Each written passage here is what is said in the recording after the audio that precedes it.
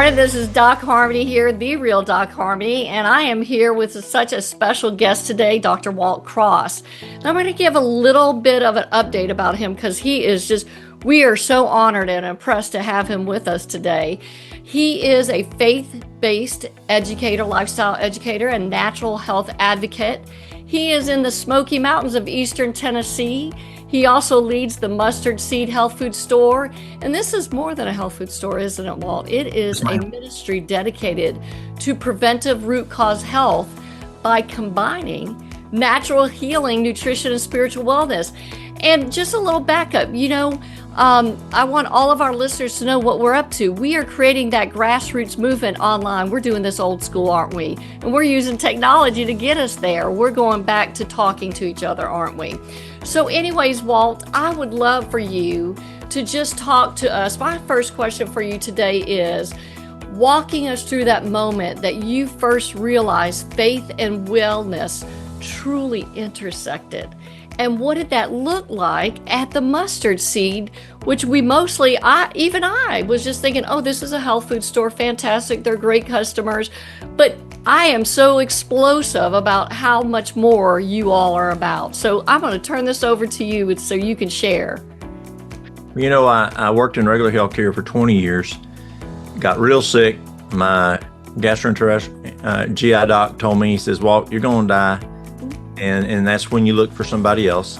And I knew a cardiologist, and we'd had dinner back 5 years before, and he'd told me that this fella had helped him with his GI issues. And so I went to see the guy, and in 6 months I was plumb healed. And that totally, and then I read this book. It was an interesting book, and then I was speaking with Barbara O'Neill, and I were speaking up in Kentucky back in April for a week at a conference. And I know Barbara and I have a lot of foundational talks, even though Barbara and I totally present different. Mm-hmm. And I was thinking, why does Barbara and I have the same foundation? Well, we both worked in healthcare. We both read this book. She was in Australia, and I was in North Carolina at the time.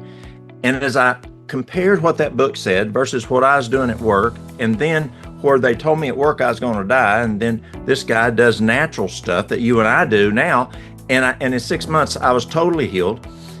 And I went home to my wife one night and I said, Mary Lou, I said, I don't care if I dig ditches, I'm quitting.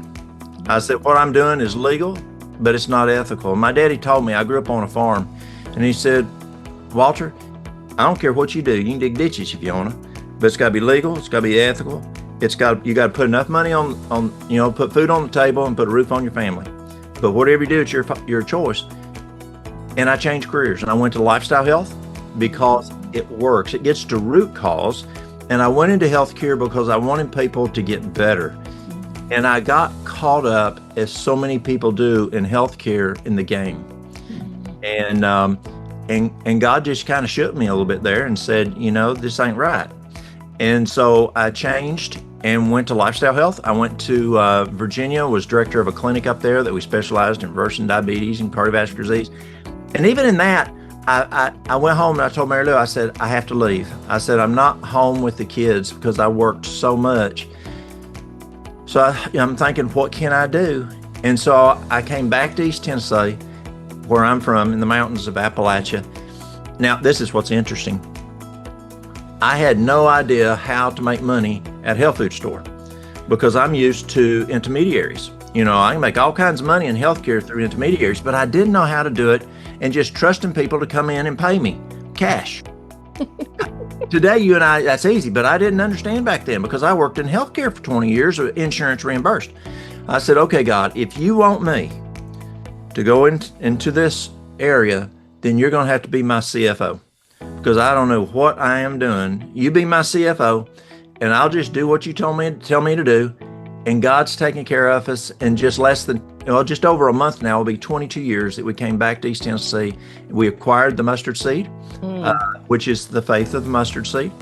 And you're right, it's a ministry. A lady came up to me yesterday, and a new customer, and she said, Walt, this isn't a business here, is it? I said, what are you talking about? She said, this is a ministry here, isn't it? And I said, yes, ma'am, it is. And that's what it is, and it is We have over 3,600 items in our store, but ne'er one heals. Only God does the healing. That's right.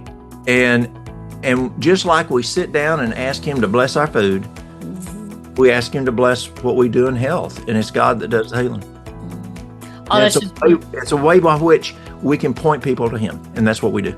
And that is beautiful. And I do really want to acknowledge that you are also a doctor of naturopathy. Now, you're a naturopathic doctor now, correct? And I want to touch base on that. So I loved what you just said, because really, one of the questions I had for you, and I'm going to kind of turn it around a bit, is what's one myth about healing or wellness that you hear the most? But I think you brought in the key ingredient, grace. And I do know, I've been listening to your shorts and reels this week, and I've learned so much. Thank you so much for your generosity. But there's like 7 or 8 steps as a doctor of naturopathy. And I was wondering if you could really share that, because that's so tangible. I'm like, this is so easy and so tangible, and with the grace of God, right? So I just am so excited about this conversation, because I bet you hear a whole bunch of myths and a whole bunch of arguments and negative nay speak, right? Which I'm convinced is just the opposite of God up there in our heads, right? And myths about health and wellness, grace, and those 7 to 8 steps in the practice of your naturopathic doctor, which I am as well, but and how that shows up at your community.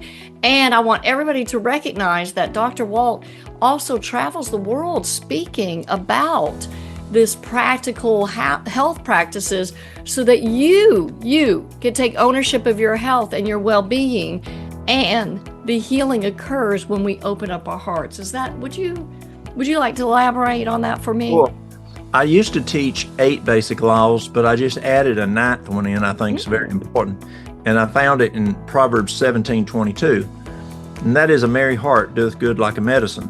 And as I've watched people come in over the years, even when I worked in regular healthcare, they can just waller in the challenges of their life. And that is a challenge.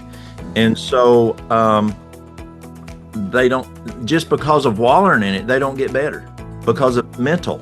And I'm not saying be Pollyanna, but I'm saying be happy, be positive. Don't go over there and just waller OCD in it. And as a good friend of mine, a psychiatrist, said, he said, Walt, things happen to people that are really bad to people.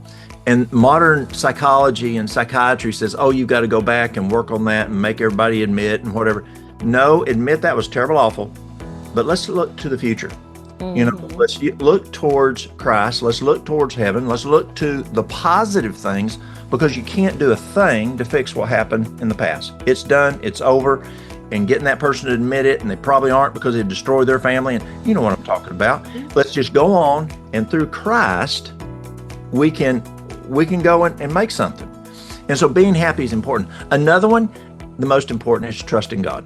I find that's the foundation. Trusting in God is huge, because He is the one that does the healing. And also, it's really interesting.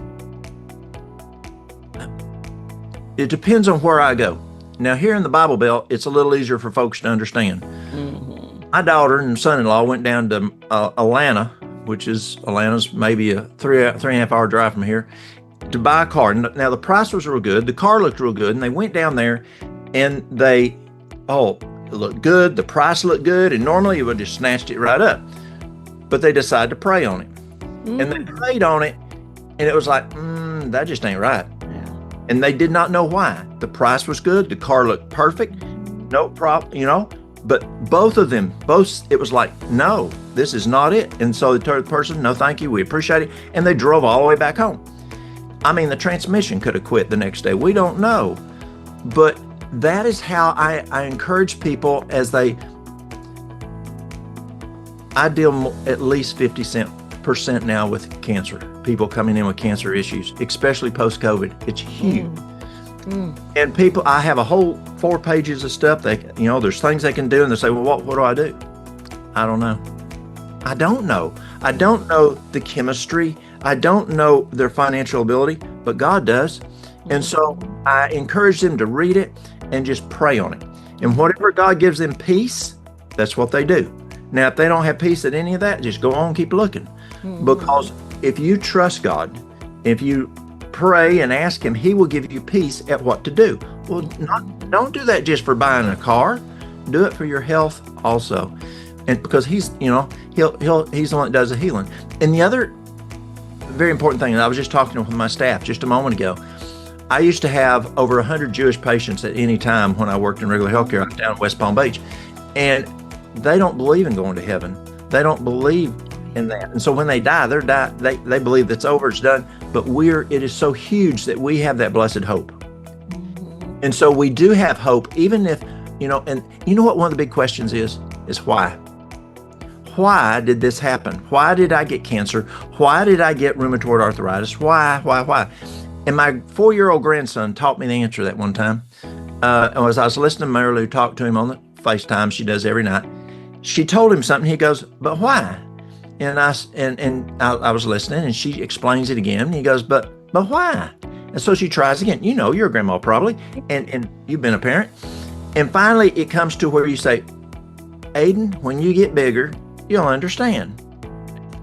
Now, you as a parent, a grandparent, expect them to trust you. I mean, you cannot teach a kindergartner trigonometry, at least most kindergartners. Some of the things out there in answers of why are like trigonometry to a 4-year-old. And God says, trust me, when you get bigger, when you get to heaven, I'll explain it to you. And that to me is very comforting. It is. Another key that I look at is what fuel are you putting in the body? Oh. I tell people, if you eat a Twinkie, it's going to go in down your esophagus, down in your stomach, into your duodenum, into the villi, into the blood, and you have now Twinkie blood. And then where's it going to go? You're going to have a Twinkie brain, and you're going to have Twinkie cells throughout your whole body. What you eat is what you are. That's right. And nutrition is huge. I've got this guy, he used to come here, and he had a Hellcat car. Well, it wasn't fast enough for him. He only got 2-point-something miles to the gallon on his first tank, but still wasn't fast enough for him. So he sent it down to Level Cross, North Carolina, where Mr. Petty is. He sent it to Mr. Petty. And Mr. Petty's crew cranked that car up, which had 800-something horsepower, up to 1,500 horsepower. It had 2 fuel pumps. It had, the fuel lines were 3/4 inch in diameter, 1,500 horsepower. And Mr. Petty said, "Sir, you can no longer take this car to a gas station. You have to take it and get your fuel from the airport, 115 octane. And if you take it to the gas station, it will destroy this engine." Well, I believe God built us as race cars. If we put junk food in us, it's going to destroy the body, just as that regular fuel will destroy that race car now. And the fuel that we put in our body is so huge. The timing, what we're eating, there's a bunch of things involved in that we don't have time to talk about. Another one is water. Dr. Batman Jody, in his book, Your Body's Many Cries for Water, he says, every part, every function in the body is dependent on hydration, proper hydration with good water. So, are you drinking quality water? How are you drinking it? Are you drinking enough? Water's huge. When a guy came in yesterday and they had pulmonary issues, and they said, what can I do? I said, number one, you got to have water. I said, lung function is dependent on adequate water. Did your pulmonologist tell you that? No. Well, you need it. Drink. And I said, how much water do you drink? Well, I might drink 8 ounces a day. It was a lady, she said. I said, that's not enough for your lung to repair and to run. You got to drink adequate water. And water is huge, both inside and outside. You got to take a bath. That's important. But also through hydrotherapy. And I like hydrotherapy a lot. Hydrotherapy is phenomenal in what it does. We used it in physical therapy years ago. And in 1992, the intermediaries cut it off, and weren't able to use it anymore in physical therapy. Now, if you're in sports medicine, if you're in veterinarian work, they still do hydrotherapy, but hydrotherapy is phenomenal for pneumonia and many health issues. Can you clarify what hydrotherapy is? Because I'm thinking colonics, high-end colonics. Well, yeah, is that part of it? Is part of it. That's colon hydrotherapy. Okay. Then someone just called in, and they had a bad knee. And so I said, okay, let's look at Dr. Christopher's BF&C pills. Love Dr. Also, Christopher. let's look also at his BFNC cream. So let's hit it from the inside. Let's hit it from the outside. And then I said, we need to do hot and cold fomentations, just like you would a horse up in Lexington, Kentucky, if it had a bad knee. So you wrap a hot towel around it for 3 minutes, and then you put an ice cold towel around it for 1 minute, and you go back and forth. That's vasodilation, vasoconstriction, vasodilation, vasoconstriction, and 7 times, and do it twice a day. And that's going to increase vascular flow. And perfect health is perfect circulation. It's important. And then I talked to them about if they had the ability, use far infrared. I really like far infrared. It's a great tool and works well. So hydrotherapy, we can use it in pneumonia. It's one of my favorite tools on pneumonia. When I was just graduating from high school. I was getting ready to go to college, and a friend of my dad's, he's a 97-year-old fella, and he said, Walter, you're going to, you're taking health care, aren't you? And I said, yes, sir, I am. He says, let me tell you something that you might need someday. He said, I was a nurse in the United States Army back in 1917, 1918, World War I. He said, our men were dropping like flies. They were dying from the Spanish flu. And then we found hydrotherapy, hot and cold fomentations to the chest, and they started living. And he says, someday you might need that. I just wanted to tell you how to do that. And I find hydrotherapy is an amazing tool, and that's water. So we need water inside, and we can use water outside, but not only just taking a shower or a bath. And I have people, when I teach hydrotherapy, I say, how many of y'all have never done hydrotherapy? And you see all these hands go up. And I said, you've never taken a shower? All right. Well, that's hydrotherapy. So water is very helpful. Another one is exercise. Exercise is huge. And you look at, I really like Dr. Walter Kempner over at Duke University. Amazing guy. Came up with the rice diet that we learned about at Cornell. We learned, John McDougall said it was the best reversal cardiovascular disease diet in the world. Amazing program that we use from Kempner. And Kempner, he looked at little humans, and little humans exercise 4 times a day. They had recess in the morning, they had PE, then they had recess after dinner. Now in the South we say dinner for the noon meal. We had recess after dinner, and then they went home and played, had chores. Well, Kempner at Duke University started applying this 4 times a day to humans, adults. Phenomenal outcomes, improvements in cardio and renal failure, and reversing diabetes and weight loss and cognitive function. And so exercise, not just 3 times a week, but go out there and do your walk after every meal. That's very important. I grew up on a farm, and there's no way I would have told my daddy, my granddaddy, or my great-granddaddy they need to go to the gym. Those men threw hay, they cleared land, they were hardworking men, they exercised all day long, and it was cardio. But we work in offices today. Right. And we can have exercise. Another item that I think is very important is sunshine. And people go to work before the sun comes up. People go home after the sun goes down, and their eyes don't see a lick of sunshine. We need it for vitamin D. We need it for serotonin. We need it for it's important. You look at when I go to Alaska, when I go to Canada, and those people are dealing with SAD. It's a real issue. Sure. And God gave us sunshine. We need to get out. It actually helps heal. It makes our skin healthier. It makes the oils come out of our skin. There's many benefits of sunshine that we need. And then I use something called, I say it's making the right decision. Some people call it abstemiousness. And making the right decision it's abstaining from the bad things, but moderation in the good things. I used to think it was moderation in all things until I had kids. Well, moderation in cocaine was not going to be an option in my house. Right? And so it's not moderation in all things.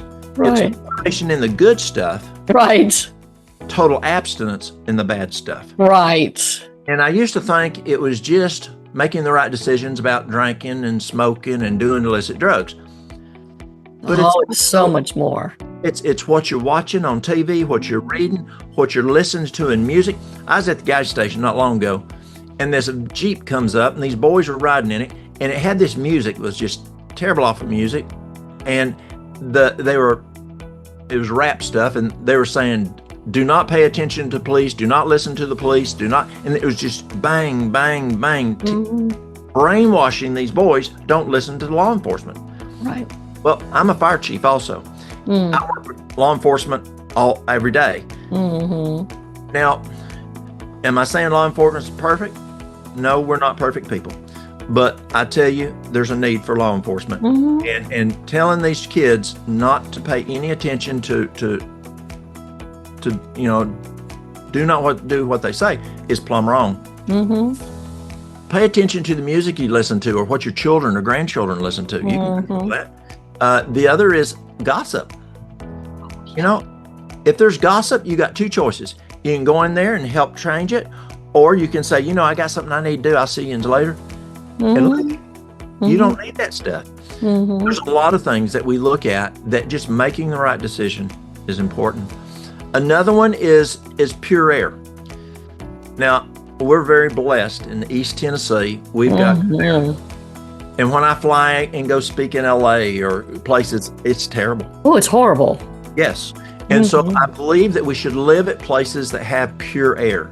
They have even proved that crime is less when there's pure air. Oh, interesting. Yes. And so it affects cognitive function. You mess up cognitive function, you're going to have crime and whatever. But here's the other problem. There are too many people that breathe like chihuahuas. And they go, you need diaphragmatic breathing. And where, you know, just like that baby, where that stomach goes up and down.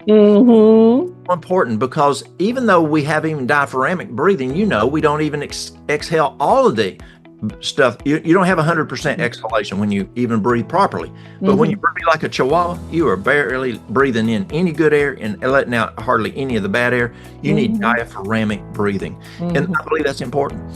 And the last one I look at is a difficult one. And we really see a lot of problems since COVID. I mean, I deal with this all day long with people coming in having problems with it, and that is sleep. Oh, yes. The issue of sleep deprivation. And I look at three things on sleep. I look at the issue of falling asleep, issue of staying asleep. Two different issues I have to deal with every day with people. And I can understand my brain. I'm used to having 200 and some employees working for me, and now I don't have that many, and my brain still works like I had 200 and some employees. And sometimes Mary Lou will go, she sees me not calming down, she'll give me an ashwagandha, and she'll, you know, a Terry Naturally ashwagandha, and she says, here, you need to get you some sleep. And it does help. But I look at three things. Number one is how many hours are they getting of sleep? The Breezel-Belloc study was, you know, the Alameda County study out of California. It looked at 6,900 people over a 15-year period, and it found if you got less than 8 hours sleep, you died quicker. If you got more than 9 hours sleep, you died quicker. And at first, at the 9 years, they said it was 7 to 9. And when they finally went to 15 years, they found, oh no, less than 8 hours, you die quicker. Now, Mayo is still saying less than 8. I mean, 7, or, you know, get at least 7. Harvard is saying, I'm seeing more 7.5, but they're flirting with 8. But definitely, we're seeing the American Heart Association says if you get more than 2 hours, more than 2 days a week of less than 7 hours of sleep, you're more prone to hypertension, cardiovascular disease, and stroke. And that came out in June of 22. But definitely at least get 7 hours of sleep. 8 hours or better. So the total volume of hours are important, but then the other issue is what time are you going to sleep? Yes. Now, when you and I went to school years ago, and you look at the charts on the walls in anatomy, you had your chart on the bones and on the nerves and on the muscles and the lymphatic system. Well, the brain was white. It was clear because they did not know that the brain had a lymphatic system. But around 2013, they found that the brain does have a lymphatic system. It's called the glymphatic system. And from around 9 o'clock to 10, the brain does a deep clean. From 10 to midnight, it does a thorough clean, but you need to be asleep to get that full action. We didn't know that before. And we've learned that the hours of sleep before midnight is worth twice the hours of sleep after midnight. Oh, wow. And so it's huge. I had a good friend, he was a psychiatrist, and Dr. Walter Strachan from Loma Linda Medical School, and he'd go to bed between 4:30 and 5 o'clock at night and get up at 1 in the morning. Now that's 8 to 8.5 hours of sleep, because he found the physiological effect of the hours before midnight, or twice the hours of sleep after midnight. He wanted that full benefit. Oh, wow. Huge. And the other issue that I find in sleep is the issue of contiguous sleep. Are they getting into REM sleep? Mm-hmm. Now, the gentleman that's having problems 5-7 times a night due to, prostate issues, or the lady who wakes up with hip pain and now she's worrying about the kids, or the person that is having sleep apnea, there are just so many things causing people to wake up multiple times a night, and they're not getting into REM sleep. They need that contiguous sleep. So that's the 9 things I look at. Wow, that is just a lot. And too bad I didn't see you 5 years ago. So, there's so much in that conversation. And just kind of going backwards, starting with that sleep is critical. I agree with that. I ended up, as a result of menopause, having sleep apnea. And my question I keep asking AI is like, what did we do before machines, right? I mean, did we just die, And so I ended up with 12 heart attacks in November, from November to December. But I really want to emphasize, so thank God that I've been eating organic. Thank God that I don't vaccinate. Thank God that I live in, amongst 60 acres of trees, thank God that. But, I really want our listeners to get, I think that you said so many important things. One is that it's up here. I had so much stress and so much worry, and I am going to adopt that God is my CFO, just turn that over, just give it up, right? And I just love that, because, I can get caught up on that. And I just believe that negative thinking is the opposite of God. I've just really come to that personal conclusion. And I love accepting that grace is grace. I love this, because what I've been adopting in my practice is similar to yours. Go home, read this over, look at this. This is what I would think is super important. Please pray on it and have a highlighter in your hand. And when you're done praying, just highlight intuitively, especially with my women, intuitively what works. And every single time it just shows up as a miracle, doesn't it? And so it's just really, and I agree with, I don't know if you remember, we had the organic race car about a decade ago. And my husband created a race car out of organic parts. Recycled parts. And then we used organic biodiesel fuel and created this. And it was all about that message. Would you put expensive, cheap fuel in your Lamborghini, in your Ferrari, but here's the caveat. We can go and buy another car, but you cannot go and buy another body, right? We can piecemeal it, some of it, right? But you cannot get another body, and you certainly can't get another soul, can you? So, it's really, I love that analogy, and the movement. I just got done with a 28-day cleanse. Dr. Schultz, Yes. Dr. Richard Schultz, and doing the incurables cleanse because of the heart attacks. And I just really wanted to get back to base. I just really wanted to get back to this flat baseline work with. I'm on no meds, nothing, from all the heart attacks, which the doctors are freaking out.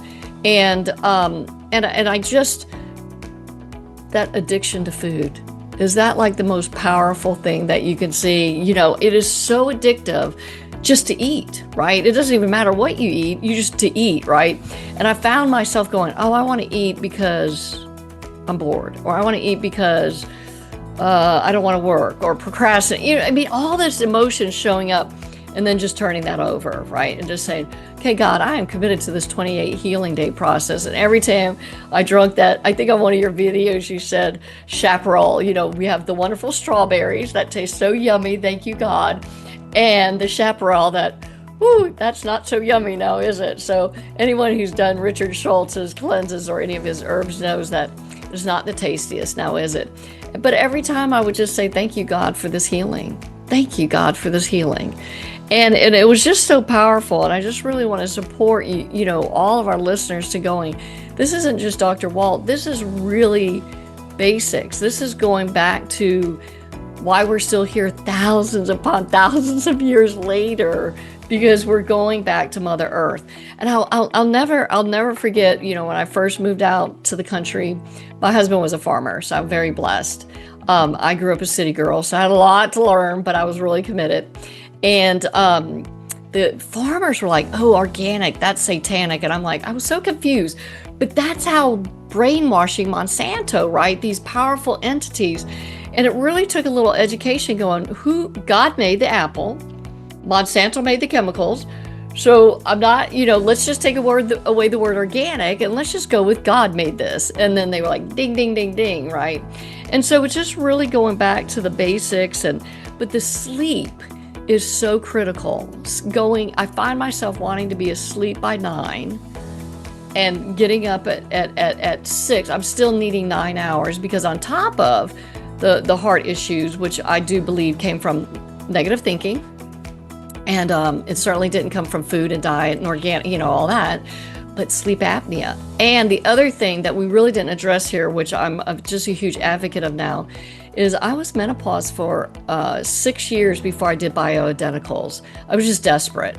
I just couldn't find anything that would work. I was having 6 hot flashes an hour. I mean, it was just a miserable experience on top of everything else. And then now I can't sleep. So, talk about a little terror running through everybody's life, right? And I'm like going, this is not me, something's wrong, and not knowing. But so I think combining, the lack of low doses of estrogen, and I could be wrong. And so please correct me if you have any solutions for that, but also the sleep apnea and then the negative thinking, right? It's just not, I really have to admit how arrogant I was to think that I was managing it all, right? And then, getting my attention, I'm like, whoa, when your heart clamps down and you're on your knees, you're like, okay, God, I'm on my knees. I'm here. Help me out, and doing that meditation and praying, right? I really have developed a habit of prayer and meditation where I'm like, okay, God, this is all you. It's your show. I'm just your puppet, right? But I would like to add discernment, right? Because there's so much gullibility out there nowadays. You've got tricky AI, that's why I always say, hi, this is the real Doc Harmony, because they have an AI character of me. And so I'm like, this is the real Doc Harmony. And, just really not encouraging people to listen to their hearts. I think you would agree with this. When we say to our clients and people are trusting us to guide them, I'm like, you have to listen to your heart. You just have to listen to your quiet speak, that prayer. Because at the end of the day, that healing is going to come through God, through them, not through me. This is just information that I've gathered over I'm 60 years of life.